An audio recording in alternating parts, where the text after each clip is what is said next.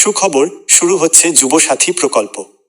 রাজ্যের বেকার যুবক যুবতীদের পাশে দাঁড়াতে এবং তাদের আর্থিকভাবে স্বনির্ভর করতে মাননীয় মুখ্যমন্ত্রী মমতা বন্দ্যোপাধ্যায়ের এক অনন্য উদ্যোগ যুবসাথী প্রকল্প। আগামী 1 এপ্রিল থেকে এই প্রকল্পের কার্যক্রম শুরু হতে চলেছে।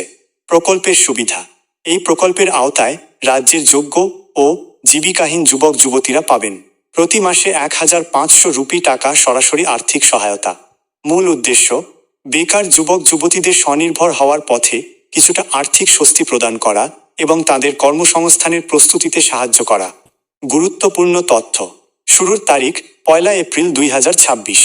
ঘোষণা: নবান্ন থেকে মাননীয় মুখ্যমন্ত্রী এই প্রকল্পের সময়সীমা নিশ্চিত করেছেন। আবেদন ও বিস্তারিত তথ্যের জন্য আবেদন পদ্ধতি এবং প্রয়োজনীয় নথিপত্র সম্পর্কে জানতে আজই আপনার নিকটবর্তী অনলাইন সার্ভিস সেন্টার বা তথ্য মিত্র কেন্দ্রে যোগাযোগ করুন।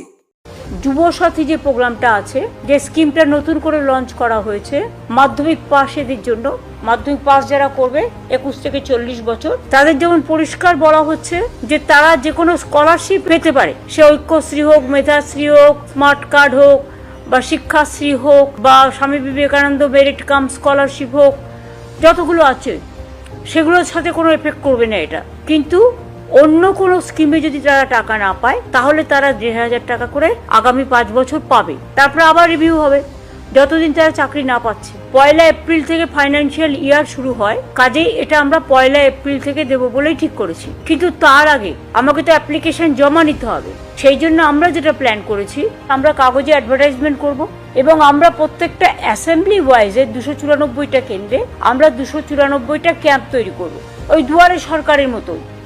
সেই ক্যাম্পে 3টে ডিপার্টমেন্ট থাকবে। একটা হচ্ছে ইউথ অ্যান্ড স্পোর্টস, যুব সাথীদের জন্য,